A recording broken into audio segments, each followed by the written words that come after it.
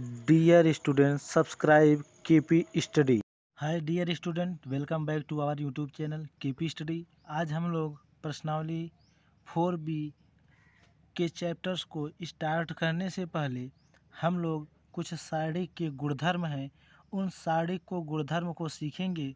उसके बाद चैप्टर को स्टार्ट करेंगे, जिससे क्वेश्चन को सॉल्व करने में हमें आसानी होगी, क्योंकि जो भी क्वेश्चन होंगे हमारे शारीरिक के आधार पर ही दिए गए होंगे। अगर शारीरिक को हम नहीं पढ़ते हैं तो शारीरिक के गुणधर्म अर्थात नहीं पढ़ते हैं तो हमें थोड़ा सा क्वेश्चन को सॉल्व करने में कठिनाई होगी। आएगा क्वेश्चन का आंसर तब पर भी, लेकिन थोड़ा सा हमें लॉन्ग मेथड को यूज करना पड़ेगा। इसलिए हम शारीरिक के गुणधर्म को पहले पढ़ते हैं। तो हम शारीरिक के गुणधर्म में देखते हैं कि हमारा पहला गुणधर्म क्या दिया गया है। यदि किसी शारीरिक की किसी पंक्ति या स्तंभ का प्रत्येक अवयव शून्य हो तो उस शारीरिक का मान शून्य होता है।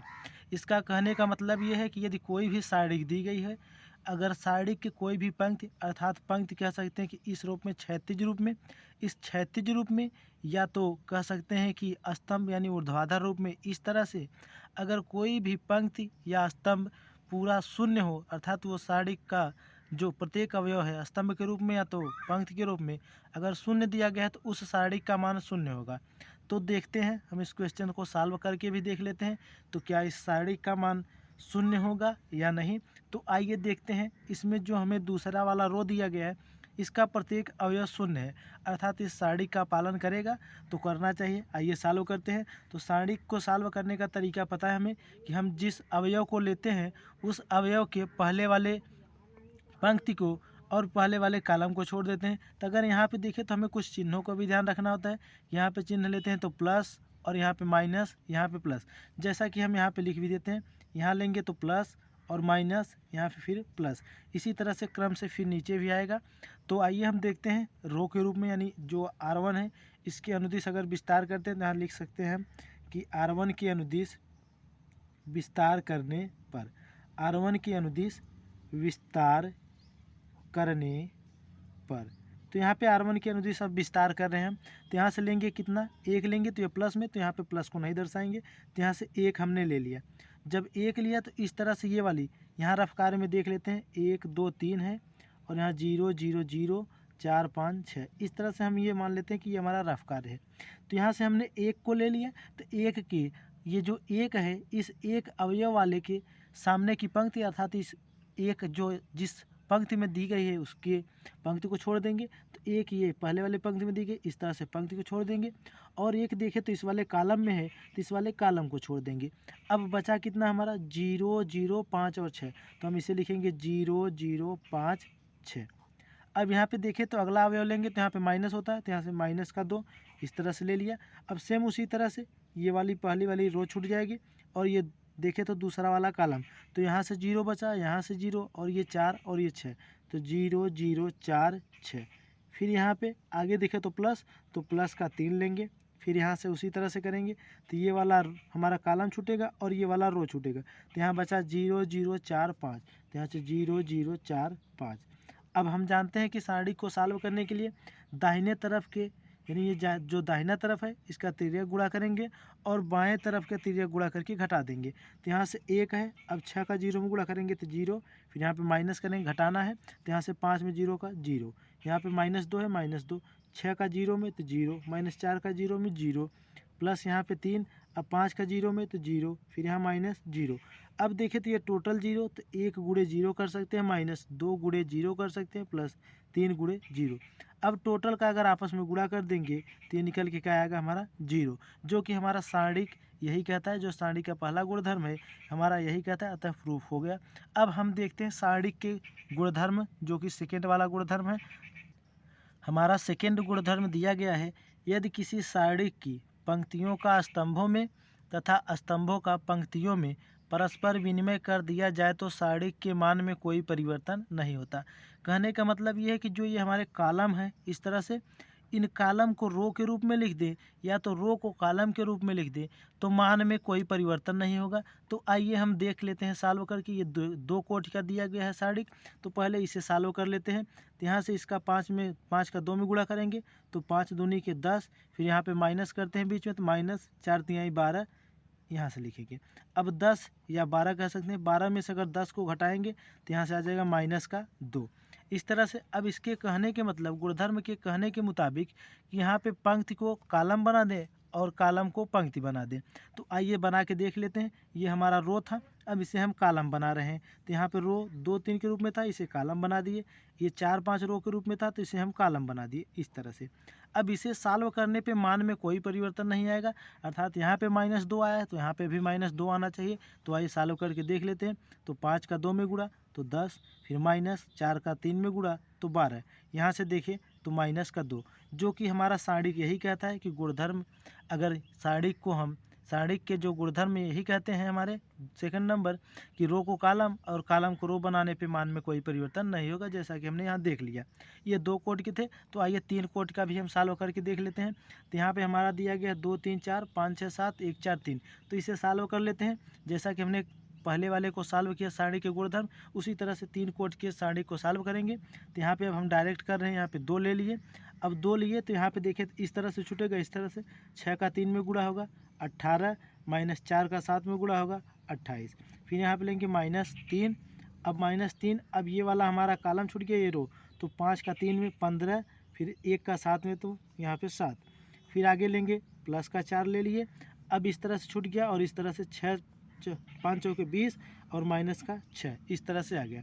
अब सॉल्व कर लेते हैं। तो 18 में से 28 घटेगा तो -10, तो 2 गुणे यहाँ से माइनस का 10, फिर यहाँ से माइनस गुणे 15 में से 7 घट जाएगा तो यहाँ से आ जाएगा 8, फिर यहाँ से प्लस 4, 20 में से अगर 6 को घटा देंगे तो यहाँ से आ जाएगा 14, यहाँ गुणे 14। अब इसे सॉल्व कर लेते हैं। तो यहाँ से देखें तो 10 दूनी 20 यानी -20, फिर यहाँ पे 8 त्रिक 24 तो -24, प्लस 14 चौका देखें तो यहाँ पे 56। अब यहाँ 24 और -20 और -24 को जोड़ देंगे तो -44 और ये प्लस में 56 है, तो यानी 56 - 44 लिख सकते हैं। अब इसमें से घटा देंगे, तो अगर यहाँ से घटा दें तो यहाँ से निकल के आ जाएगा हमारा 12, जो कि ये रहा हमारा, इतना आया। अब हम देखते हैं कि इसको रो को कॉलम और कॉलम को रो बना दे तो क्या 12 आता है। तो आइए रो को कॉलम और कॉलम को रो बना देते हैं। तो यहाँ पे पलट देते हैं इसको, तो 2 3 4 ये रो को कॉलम बना दिए, 5 6 7 1 4 3, इस तरह से हमने रो को कॉलम बना दिया। ये हमारा कॉलम में चेंज हो गया। अब ये कॉलम में चेंज होगा, तब इसे भी सॉल्व कर लेते हैं। तो यहाँ से लेंगे 2, अब 2 लिए तो इस तरह से छूट गया और इस तरह से 6 18 -7 चौक 28। अब यहाँ पे -5, तो यहाँ पे माइनस का 5 ले लिए हम। अब यहाँ पे माइनस का 5 लिए, अब इस तरह से छूट गया और इस तरह से 3 त्रिक का 9 और ये 4 चौके 16, तो 9 माइनस का 16, प्लस 1 लिए। अब इस तरह से छूटा, इस तरह से 7 त्रिक 21 और 6 चौक 24, तो 21 माइनस का 24, ये रहा हमारा। अब इसे सॉल्व कर लेते हैं। तो यहाँ से आ जाएगा कितना, 18 में से 10 घट जाएगा तो -18 में से 28 घटेगा तो माइनस का 10 आएगा। तो यहाँ पे लिख सकते हैं 2 गुणे माइनस का 10, और यहाँ पे 9 में से 16 घटेगा, तो अगर 16 में से 9 घटा दे तो 7 आएगा माइनस में, और माइनस का माइनस में गुणा के प्लस का 7 हो जाएगा, यानी 5 गुणे 7। फिर यहाँ से देखें तो 24 में से 21 घटाना है, तो 24 माइनस में है तो यहाँ से घट जाएगा, तो यहाँ से आ जाएगा -3। अब सॉल्व कर लेते हैं। तो 10 दूनी 20 यानी -20, प्लस 7 5 35 और यहाँ से -3। अब यहाँ से इसे हम सॉल्व कर लेते हैं। तो ये माइनस जुड़ जाएगा, तो ये 35 और -20 और 3 23। अब इसे घटा देते हैं। तो 5 में से अगर 3 घटेगा तो कितना आएगा, यहाँ से 2 आएगा। अब यहाँ बचा 3, 3 में से 1 घटेगा तो कितना, 3 में से 2 घटेगा तो कितना आएगा, 1। अब देखिए तो यहाँ पर भी 12 और यहाँ पर भी 12, अर्थात जो हमें सारणिक दी गई थी, तो सारणिक का कहने का मतलब यही था कि रो को कॉलम, कॉलम को रो बना दिया जाए तो मान में कोई परिवर्तन नहीं होगा, जैसा कि हमने सॉल्व करके देख भी लिया। तो आइए हम चलते हैं अपने गुणधर्म नंबर 3 पे। तो हमारा प्रगुण नंबर 3 दिया गया है, यदि किसी सारणी की किन्हीं दो समांतर आसन्न पंक्तियों या आसन्न स्तंभों का परस्पर विनिमय कर दिया जाए तो सारणिक का मान नहीं बदलता किंतु चिन्ह बदल जाता है। अर्थात हमें ये दिया गया, ये सारणिक है, अगर इसमें दो आसन्न पंक्तियों या स्तंभों का परस्पर विनिमय कर दिया जाए, तो आसन्न का मतलब होता है एक दूसरे के करीब। जैसे अगर रो पहला है तो पहले के करीब में रो दूसरा पड़ता है, या कॉलम पहला है तो कॉलम पहले के समीप में दूसरा पड़ता है, या अगर दूसरा है तो दूसरे के समीप में तीसरा पड़ता है। तो ये दूसरे को तीसरा या तीसरे को दूसरा, या तो रो के रूप में पहले रो को दूसरा, रो दूसरे को पहला बना दिया जाए, तो इसमें मान में कोई परिवर्तन नहीं होगा, लेकिन जो चिन्ह होगा वो चिन्ह हमारा बदल जाएगा। अर्थात अगर ये हमें दिया गया है तो हम अगर इसका कन्वर्ट होगा, अगर हम रो को कॉलम बना दें और कॉलम को रो बना दें, अर्थात दूसरे वाले को तीसरा रो बना दें, तीसरे वाले को दूसरा रो, तो इस तरह से कर सकते हैं 1 2 3 और ये 7 8 9 और ये 4 5 6। तो कहने के मुताबिक किसमें मान में नहीं परिवर्तन होगा, लेकिन जो चिन्ह होगा वो बदल जाएगा। तो यहाँ तक देखिए साड़ी प्लस में था तो यहाँ चिन्ह बदल के माइनस में हो जाएगा। इस तरह से होगा। तो हम इसे सॉल्व भी करके देखेंगे क्या यह सत्य है कि या प्लस में होता है तो माइनस हो जाएगा बदल के। तो ये सॉल्व करके देख लेते हैं। ये क्वेश्चन हमारा रहा। तो यहाँ से हमने 1 को लिया, तो जब 1 को ले लिया तो इस तरह से हमारा रो छूट जाएगा और 1 इस वाले कॉलम में है तो ये वाला कॉलम छूट जाएगा। तो यहाँ से बचेगा हमारा 5 6 8 और 9। जानते हैं कि जब पहला अवयव लेते हैं तो चिन्ह प्लस लेते हैं और दूसरा अवयव जब लेते हैं तो चिन्ह माइनस। तो यहाँ पे माइनस लिए। अब देखिए तो ये दूसरा वाला हमारा कॉलम छूट जाएगा इस तरह से और पहला वाला रो। तो बचा कितना 4 और इधर 6, ये 7 और ये 9। तो 4 6 7 9। फिर यहाँ पे जानते हैं कि चिन्ह प्लस लेते हैं तो यहाँ पे +3 ले लिया। अब जब 3 लिया तो इस तरह से हमारा छूट जाएगा कॉलम और ये रो उसी तरह से रहेगा। तो ये बचा 4 5 और ये 7 और ये 8। 4 5 7 8 इस तरह से बचे हैं। अब इसे सॉल्व कर लेते हैं तो 9 5 45, यहाँ पे 1 है, 1 को इस तरह से 45 माइनस 8 6 48, फिर यहाँ पे -2, 9 चौक 36 माइनस 7 6 42, यहाँ पे +3 और ये 8 चौके 32 माइनस 7 5 35। अब सॉल्व कर लेते हैं। ऐसे -3 आएगा तो -3 के में गुणा करेंगे -3 और यहाँ पे देखें तो माइनस का 6 घट के आएगा। -6 का -2 में गुणा करेंगे तो प्लस का 12 हो जाएगा। फिर यहाँ से देखें तो -3 आएगा, -3 का +3 में गुणा होगा तो -3। अब यहाँ पे देखें तो सॉल्व करने पे टोटल 0 आ जाएगा। अब आइए हम इसको क्रम को पलट के रख दें।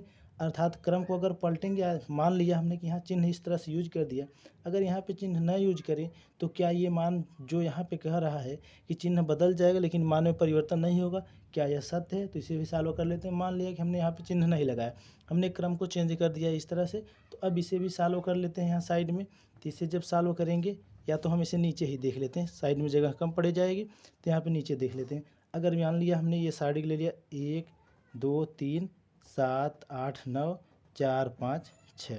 अब इसमें चिन्ह बदलेगा या नहीं बदलेगा, इसे सॉल्व करके देखते हैं। तो यहाँ से हमने 1 लिया, तो जब 1 को लिया तो इस तरह से साड़ी छूट गया, ये बचा 8 9 5 6। यहाँ पे माइनस का 2 लिया, तो जब माइनस का 2 ले लिया तो यहाँ से बचा कितना हमारा 7 9 4 6। और यहाँ से प्लस का 3 लिया, तो प्लस का 3 लेने के पश्चात बचा कितना 7 8 4 5 इस तरह से। अब सॉल्व कर लेते हैं। तो यहाँ से 1 आ जाएगा, 8 6 48 माइनस 9 बचे 45 और यहाँ से -2 7 6 42 और 9 चौक 36 प्लस यहाँ पे 3 7 5 35 माइनस 8 चौके 32। अब यहाँ से सॉल्व करेंगे तो यहाँ से आएगा 3, तो यहाँ से 1 में गुणा कर देंगे 3 होगा और यहाँ से घटाएंगे तो माइनस का 6 आएगा। यहाँ से देखिए तो प्लस का 6 आएगा, 6 का गुणा करेंगे -2 में तो माइनस का 12 और यहाँ से बचा +3, यहाँ से घटा देंगे तो यहाँ से भी निकल के आएगा 3, तो 3 का 3 में तो प्लस का 9। अब देखिए तो इसके कहने के मुताबिक कुछ चिन्ह बदल जाएगा। तो यहाँ पे देखिए तो माइनस में 3 आया था और यहाँ पे प्लस में आ गया, यहाँ पे प्लस में 12 आया था, यहाँ पे माइनस में 12 आ गया, यहाँ पे माइनस में 9 आया था और यहाँ पे प्लस में 9 आया। तो अर्थात चिन्ह में परिवर्तन आया लेकिन मान वहाँ पर भी देखिए तो 0 आया था और यहाँ पर भी मान 0 आया। तो ये रहा हमारा प्रगुण number 4। Thank you for watching. Video पसंद आए तो लाइक शेयर और सब्सक्राइब करना न भूलें। गुणधर्म 4 हमारा दिया गया है। यदि किसी साड़ी में कोई 2 पंक्तियाँ या स्तंभ सर्वसम हो तो उस साड़ी का मान 0 होता है। यानी किसी भी पंक्ति में या किसी भी साड़ी में 2 पंक्ति या 2 स्तंभ सर्वसम यानी बराबर हो तो उस साड़ी का मान जो है 0 होता है। तो आइए हम सॉल्व करके देख लेते हैं। तो यहाँ पे देखिए तो इस साड़ी में ये दूसरा कॉलम और तीसरा कॉलम बराबर है, तो अर्थात इस साड़ी का मान 0 हो जाना चाहिए। तो आइए सॉल्व करके देख लेते हैं हम इस तरह से। तो यहाँ पे हमने 1 को लिया, तो जब 1 लिया तो इस तरह से ये हमारा रो छूट गया और ये कॉलम छूट गया, तो बचा 5 5 6 6। तो 5 का 6 में गुणा करेंगे तो 30, फिर यहाँ बीच में माइनस करते हैं तो -5 का 6 में गुणा किए 30। फिर यहाँ पे प्लस लिया था, अब यहाँ पे चिन्ह माइनस लेंगे तो माइनस का 4, इस तरह से 4 ले लिया। अब इस तरह से हमारा कॉलम छूट जाएगा और रो हमारा इसी तरह से सेम रहेगा क्योंकि 4 इसी रो में है। तो अब बचा कितना है से 2 5 3 6। तो इसका इसमें गुणा करेंगे तो 6 दूनी 12 माइनस इसका इसमें गुणा करेंगे तो 5 तिहाई 15, इस तरह से बचा। अब यहाँ पे देखें तो अब हम तीसरे वाले अवयव को लेंगे, तो ये तीसरा अवयव कितना है 4, तो यहाँ पे लेंगे प्लस का 4 और ये हमारा अब इस तरह से कॉलम छूट जाएगा, रो उसी तरह से रहेगा। तो 6 दूनी 12 माइनस 5 तिहाई 15, इस तरह से बचेगा। तो 6 दूनी 12 माइनस 5 तिहाई 15। अब इसे सॉल्व कर लेते हैं, 30 में से 30 गया 0, यानी यहाँ पे 0। अब यहाँ पे देखें तो 12 में से 3 घटेगा, 12 में से माइनस 15 घटेगा, तो यहाँ से आ जाएगा माइनस का 3, माइनस का 3 का माइनस में 4 गुणा होके तो प्लस का 12। अब यहाँ से अगर घटा दे तो यहाँ से माइनस 3 का प्लस 4 में तो माइनस का 12। अब देखें तो 12 में से 12 गया 0। ये हमारा इस सारणिक का जो गुणधर्म था उसके अनुसार फॉलो किया। तो आइए हम 2 कोटि वाले को भी देख लेते हैं। तो यहाँ पे 2 कोटि वाले में ये 3 4 और ये 3 4 दोनों बराबर हैं, या तो हम कह सकते हैं कि कॉलम के रूप में, या तो फिर अगर रो के रूप में देखें 3 3 4 4। ठीक, तो आइए हम सॉल्व कर लेते हैं। तो इसका इसमें गुणा करेंगे, 4 तिहाई 12 माइनस 4 तिहाई 12, तो 12 में से 12 घट जाएगा तो कितना आएगा 0, जो कि हमारे इस सारणी के गुणधर्म को फॉलो करता है, अर्थात ये रहा हमारा गुणधर्म नंबर 4। तो आइए देख लेते हैं हम अपने लास्ट गुणधर्म को, गुणधर्म नंबर 5 को। हमने इसमें उसी गुणधर्म को सॉल्व कराया है जो कि हमारे चैप्टर के लिए या कह सकते हैं कि परीक्षा के दृष्टिकोण से महत्वपूर्ण थे, तो हमने उसी को इसमें लिया है, बाकी अन्य गुणधर्मों को नहीं लिया है, जो कि और भी गुणधर्म दिए गए हैं। तो आइए हम देखते हैं अपने लास्ट गुणधर्म को, गुणधर्म नंबर 5 को। गुणधर्म हमारा 5 दिया गया है, यदि किसी पंक्ति या स्तंभ का प्रत्येक अवयव 2 राशियों का योग हो तो सारणी को उसी कोटि के 2 सारणिकों के योग के बराबर प्रकट किया जाता है। कहने का मतलब ये है कि यदि कोई पंक्ति या यदि कोई सारणिक है, तो सारणिक का जो पंक्ति या स्तंभ है अगर किसी भी अवयव का अर्थात योग के रूप में दिया गया है, तो उस सारणी को हम उसी कोटि के अर्थात जितने कोटि का दिया गया है उसी कोटि के 2 सारणिकों के योग के रूप में प्रकट करेंगे। जैसे कि यहाँ पे हम देखें तो ये हमारा कोटि 3 गुणे 3 का है, क्योंकि 1 रो 2 रो 3 रो, और कॉलम भी देखें तो 1 कॉलम 2 कॉलम 3 कॉलम, यानी ये 3 कोटि क्या है। तो अगले वाले को भी हम योग के रूप में ही 3 कोटि में प्रदर्शित करेंगे। तो आइए देख लेते हैं किस तरह से प्रदर्शित करेंगे। तो ये है हमारा पहला वाला एग्जाम्पल। तो अगर इसे तोड़ेंगे तो जो पहला अवयव जिसमें ये बगल वाला जुटा है अर्थात 5 में 6 जुटा है, तो पहले हम जो पहला अवयव था उसी को लिखेंगे, और उसके बाद जिसमें नहीं जुटा है अर्थात जो योग के रूप में नहीं, उसे उसी तरह से उतार लेंगे। तो हम इसे इस तरह से सॉल्व करेंगे, पहले 5 7 8, फिर अब 6 वाले अवयव ये तो जुटे हैं तो इसे नहीं लिखेंगे। तो अगला अवयव हमारा कितना है 3 2 1 4 3 2, इस तरह से। अब हम इसे योग के रूप में लिखेंगे तो यहाँ पे लगाएंगे प्लस। अब अगले वाले अवयव को जो इसमें जुटा था 5 में, तो जुटा क्या था 6 3 2, इस तरह से 6 3 2। फिर अगला वाले अवयव को उतार लेंगे 3 2 1 4 3 2, इस तरह से। यही हमारा कहने का मतलब था इस गुणधर्म का। तो एक एग्जाम्पल हमने और लिया है, तो इसे भी सॉल्व करके देख लेते हैं। तो यहाँ पे 5 7 8 है, तो 5 7 8 इसी तरह से उतार लेंगे। फिर यहाँ पे अगले वाले को तोड़ेंगे, तो यहाँ पे 3 2 1, फिर इस अगले वाले को इसी तरह से उतारेंगे 4 + 3 3 + 4 2 + 1, क्योंकि हम एक बार में एक ही अवयव को जो है डिवाइड कर सकते हैं, या तो हम साथ में भी कर लें, कोई दिक्कत नहीं, लेकिन नियम के अनुसार देखें तो एक बार में एक अवयव को ही डिवाइड कर सकते हैं। तो यहाँ पे प्लस, अब यहाँ पे लिखेंगे 5 7 8, फिर यहाँ पे जो डिवाइड किया था तो 5 4 5, तो यहाँ पे 5 4 5, फिर अगले वाले को इसी तरह से 4 + 3 3 + 4, और यहाँ पे 2 + 1। अब पुनः हम इसे डिवाइड करेंगे, तो ये वाला हमारा डिवाइड होगा, तो ये आ जाएगा 5 7 8 3 2 1। अब इसे डिवाइड करेंगे तो 4 3 2, फिर यहाँ पे प्लस, अब ये डिवाइड होगा तो 5 7 8 3 2 1, अब यहाँ पे 3 4 1, ये पहला वाला डिवाइड हो गया। प्लस अब इसे वाले को डिवाइड करेंगे तो 5 7 8 5 4 5, और ये 4 3 2, फिर यहाँ से इसे सारणिक के रूप में, फिर प्लस, फिर यहाँ से 5 7 8 5 4 5 और 3 4 1, ये इस तरह से डिवाइड होंगे।